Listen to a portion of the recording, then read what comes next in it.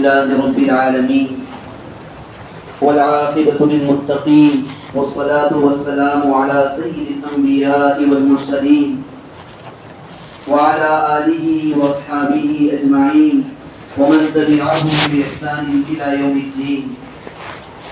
أما بعد فقد قال الله تبارك وتعالى في كلامه المجيد والفرقان الحميد: وأعوذ بالله من الشيطان الرجيم بسم الله الرحمن الرحيم.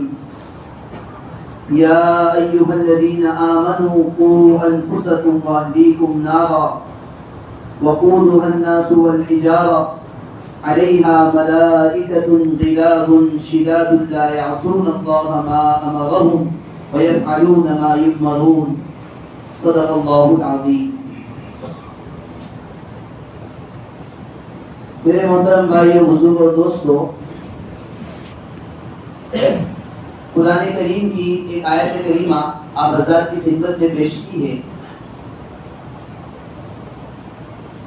اللہ جل جلالہ وعظم نوالہ نے اس آیت کریمہ کے اندر ارشاد فرمایا: یا ایھا الذین آمنوا، اے وہ لوگوں جو ایمان لائے.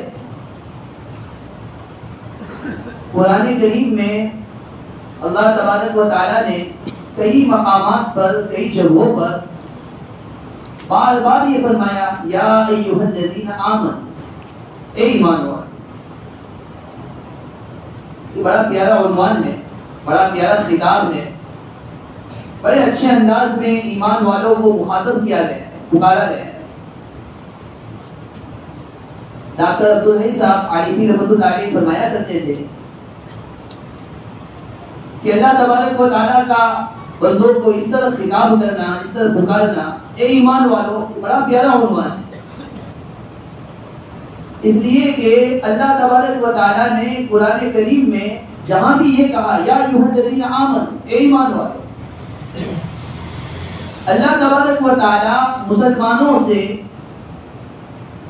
ان الفاظ کے ذریعے خطاب کر رہے ہیں، ان الفاظ کے ذریعے بلا رہے ہیں جو ایمان والوں کو، مسلمانوں کو اللہ تبارک و تعالیٰ کے ساتھ حاصل ہے.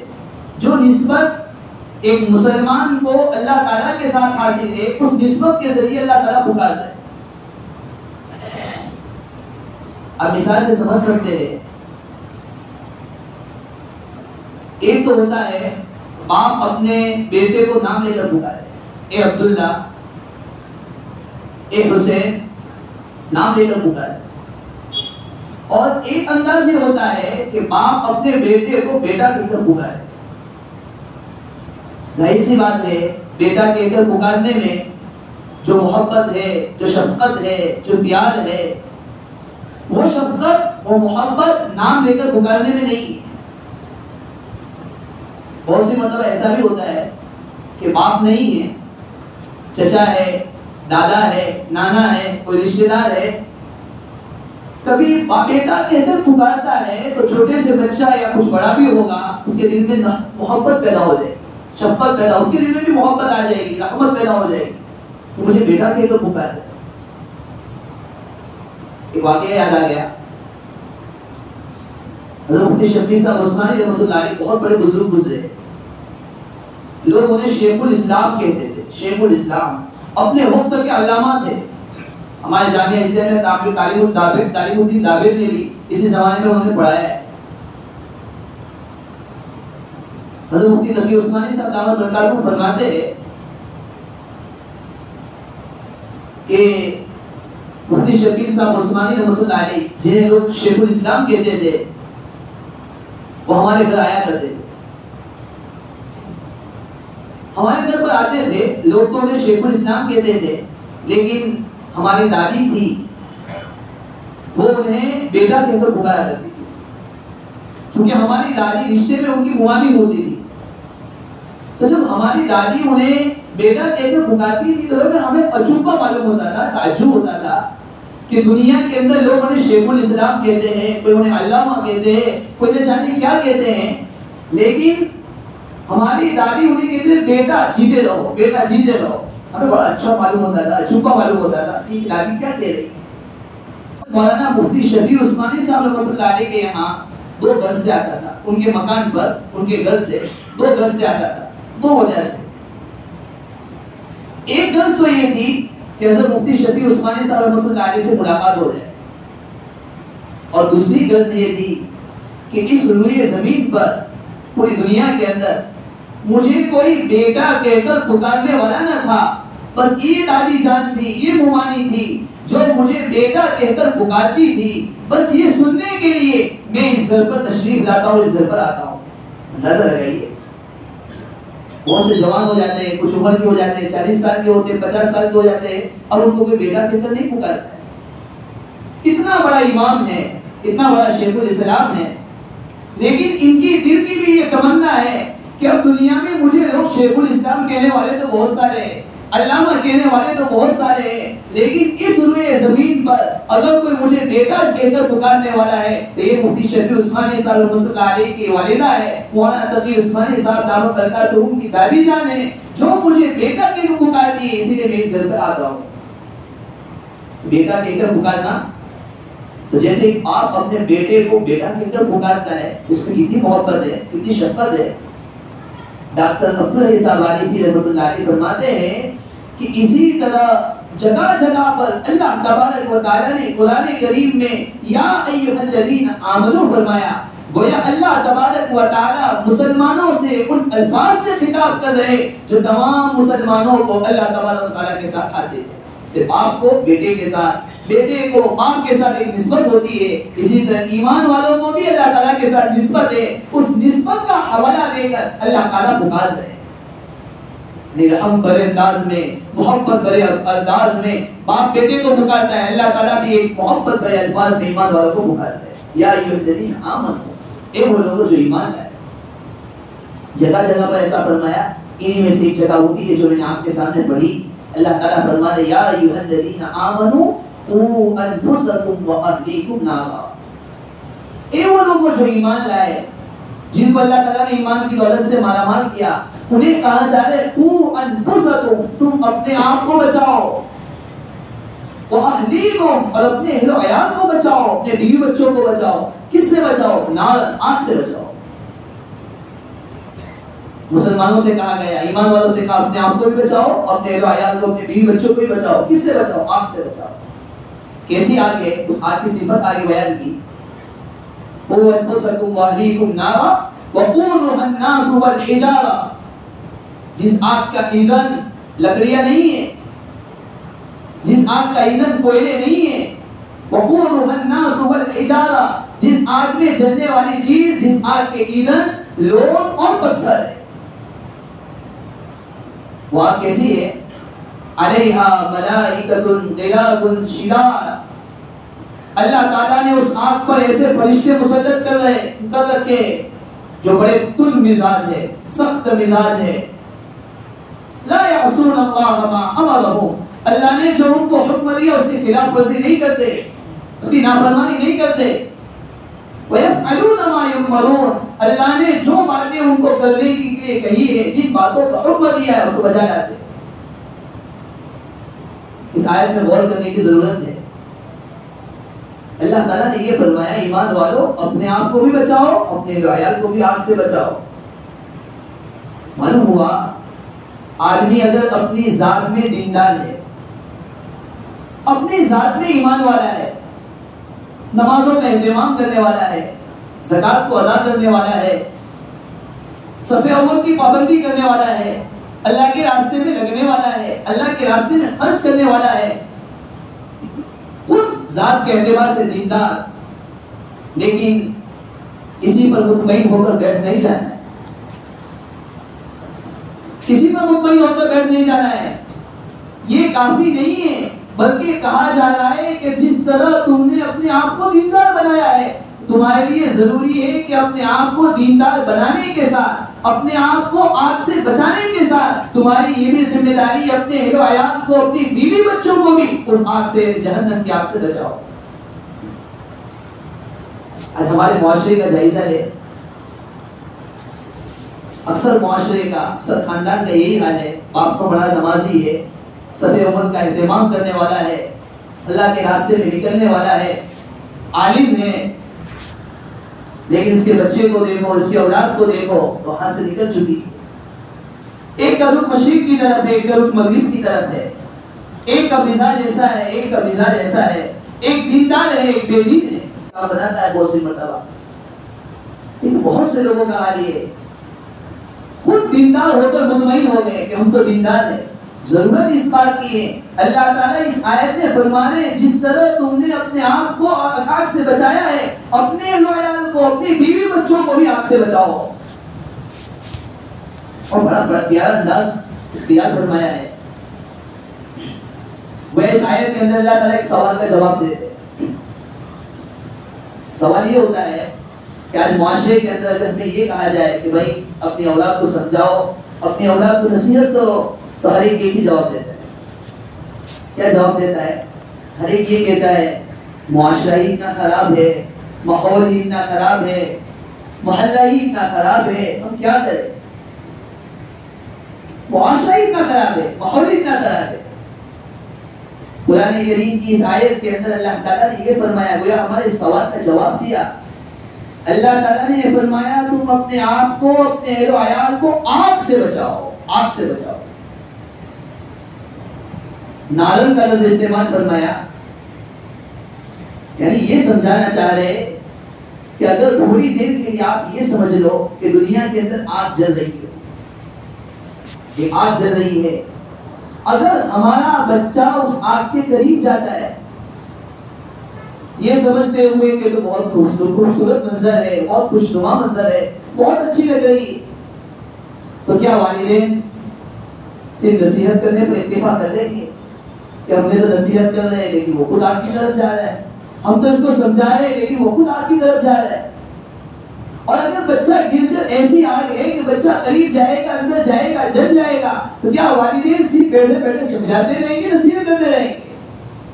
نہیں. اگر والدین دیکھیں گے کہ میرا پیارا بچہ آگ کی طرف جا رہا ہے تو والدین اپنی جگہ سے کھڑے ہو جائیں گے، اپنے چھوٹے سے بچے کو اپنے گود کے اندر لے لیں گے اور اس کو آگ سے قریب بالکل نہیں جانے دیں گے، اپنی گود میں لے کر آ جائیں گے. قرآن کریم میں بھی یہ فرمایا گیا اگر کوئی آدمی یہ بہانہ نکلتا ہے کہ معاشرہ خراب ہے، تھوڑی دیر کے لیے کچھ سمجھایا، اللہ کی ذات سے امید ہے غریب ذمہ تو ہو جائے گا، لیکن یہ سوچنے کی ضرورت ہے کیا ہمارا سمجھانے سے صرف ہم اتنے سمجھانے کا ہمارا اتنا سمجھانا کافی ہو جائے گا؟ کیا جس طرح دنیا کی آگ سے بچانے کے لیے ہم محنت کر رہے ہیں، اس آگ سے بچانے کے لیے جس آگ کا دنیا کے اندر تصور نہیں کیا جا سکتا، جس آگ کا گمان دنیا میں نہیں کیا جا سکتا ہے، کیا جس طرح دنیا کی آگ سے بچانے کے لیے محنت کر رہے اتنی محنت آخرت اور قیامت کی آگ سے بچانے کے لیے کر رہے؟ اس سوال کا قرآن کریم کی اس آیت میں جواب بھی دیا گیا ہے. ہم تھوڑی دیر کے لیے ہر ایک جائزہ ہے. دیکھو پہلے زمانے میں بھی والدین اپنی اولاد سے محبت کرتے تھے، اس زمانے میں بھی محبت کرتے، لیکن پہلے زمانے کے اندر والدین اپنے اولاد کے ساتھ لاڈ کرنے کے ساتھ، پیار کرنے کے ساتھ ساتھ شریعت مطہرہ کی حدود کو ہمیشہ سامنے رکھا کرتے تھے.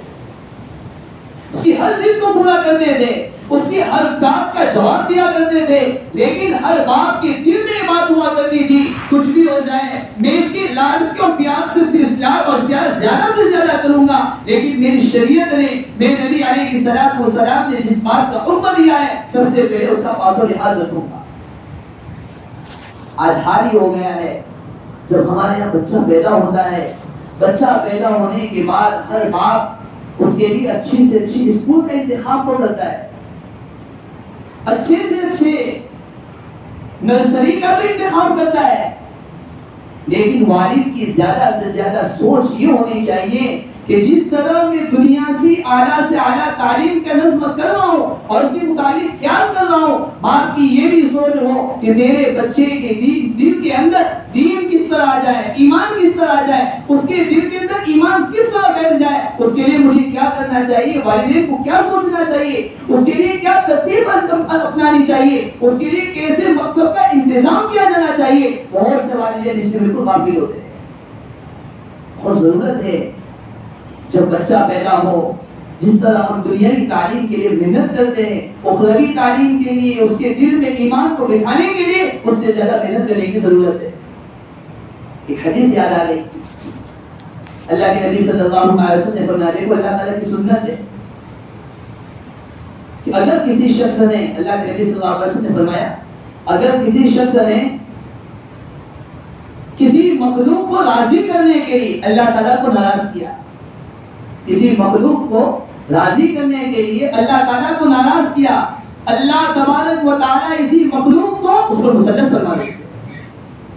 سب بہت سی مرتبہ ہوتا ہے ہم نے اپنے اولاد کو راضی کرنے کے لیے اللہ تعالیٰ کو ناراض کر دیا، اپنے رشتہ دار کو راضی کرنے کے لیے اللہ تعالیٰ کو ناراض کر دیا، پھر یہی کو اسی اولاد کو اس کو مسلط فرما دیتے ہیں۔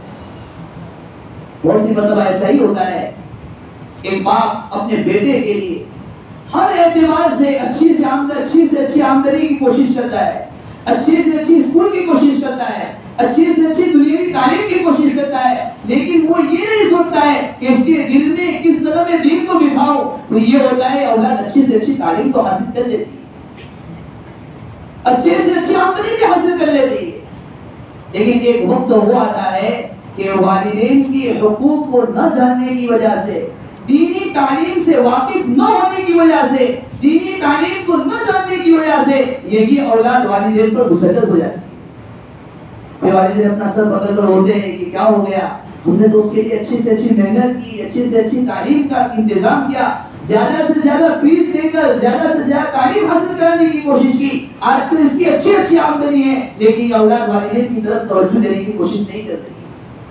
بس وجہ یہی ہے، والدین نے دنیاوی تعلیم کے لیے تو محنت کی، دنیاوی تعلیم اس کے دل میں بیٹھ جائے، اچھی سے اچھی آمدنی اس سے حاصل ہو جائے، اس کے لیے تو محنت کی، اس کے لیے تو کوشش کی، لیکن دین بٹھانے کے لیے، ایمان بٹھانے کے لیے، نبی علیہ الصلوۃ والسلام کے حدیث دل میں بٹھانے کے لیے کوشش نہیں کی، آخر حال یہی ہوا۔ کبھی یہ نہیں سنایا، حالانکہ حدیث میں آتا ہے، اللہ کے نبی صلی اللہ علیہ وسلم نے ارشاد فرمایا، جب آدمی مر جاتا ہے تین چیزیں اس کے ساتھ آتی ہیں، اس کو پیچھے رہ جاتا ہے، تین چیزیں اس کے ساتھ آتی ہیں۔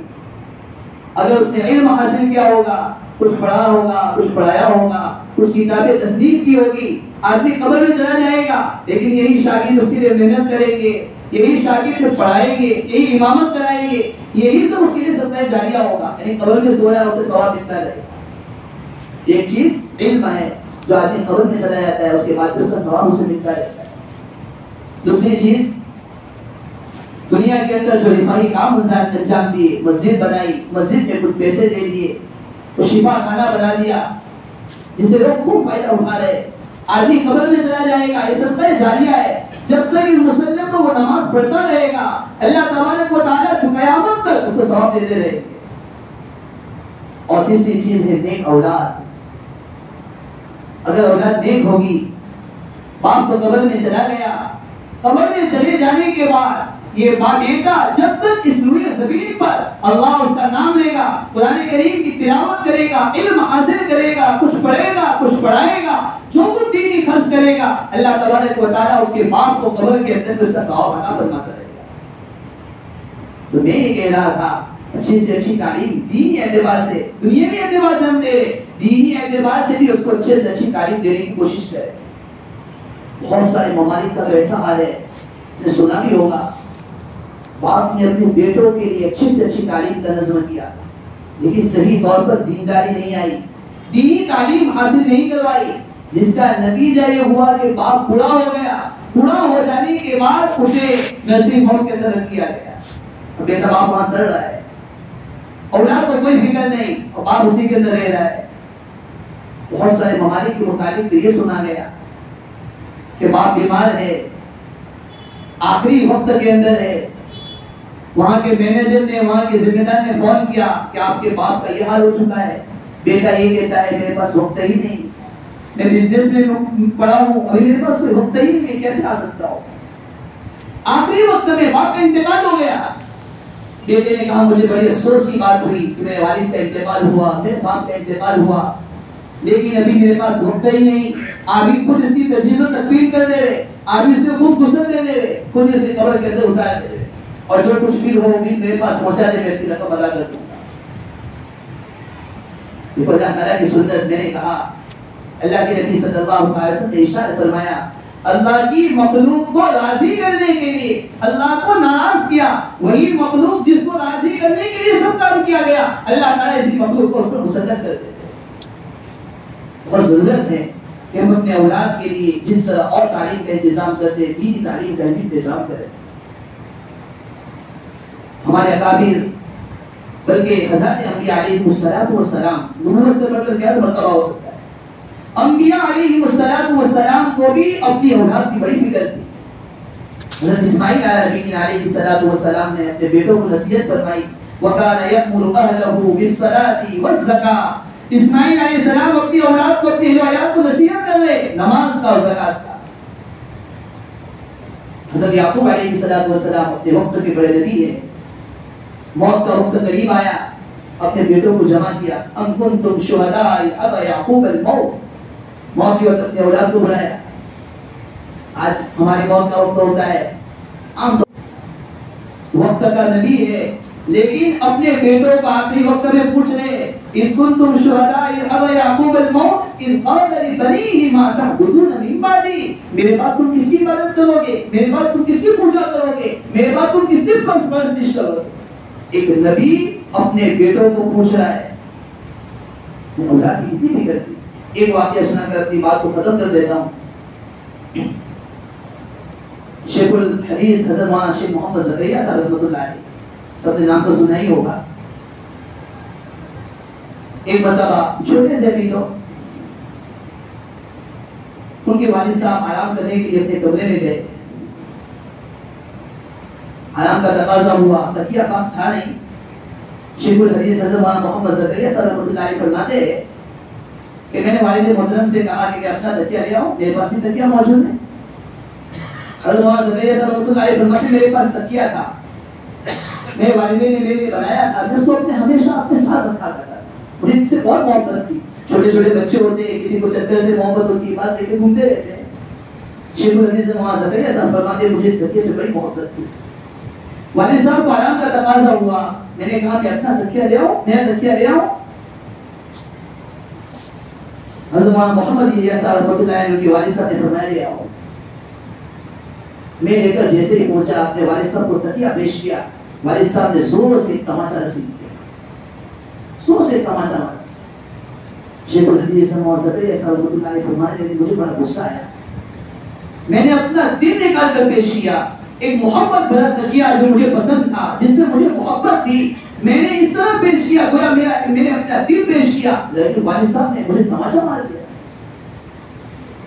والد صاحب نے اس کے بعد فرمایا اتنی چھوٹی سی عمر میں اس تکیے کے متعلق یہ کہہ رہے ہو کہ میرا تکیہ ہے؟ جب تک باپ حیات ہے، باپ زندہ ہے، تمام کی تمام ملکیت باپ کے قبضے میں، اتنی چھوٹی سی عمر میں تکیے کے متعلق یہ کہہ رہے ہو میرا تکیہ ہے؟ اس پر والد صاحب نے ایک تماشا مار دیا۔ شیخ زکریا رحمۃ اللہ علیہ فرماتے ہیں کہ اس وقت تو بات سمجھ میں نہیں آئی، لیکن بڑے ہونے کے بعد سمجھ میں آئی کہ اتنی چھوٹی سی بات پر میرے والد نے جو مجھے تماچا مارا تھا بالکل صحیح مارا تھا۔ دیکھو یہ ہوتی ہے تربیت، بہت ضرورت ہے وہ اپنے اولاد کی تربیت کرے۔ اللہ تعالیٰ شانوں سے دعا ہے، انشاءاللہ آگے کبھی موقع ملا اور کچھ باتیں عرض کر دوں گا۔ اللہ تعالیٰ شانوں نے جو کچھ بات کی دعا سب کو اس پر عمل کرنے کی توفیق عطا فرمائے، ہمارے اولاد کو ہمارے آنکھوں کی ٹھنڈک بنائے، ہمارے دلوں کا نور بنائے۔ آمین۔ واقع دعوان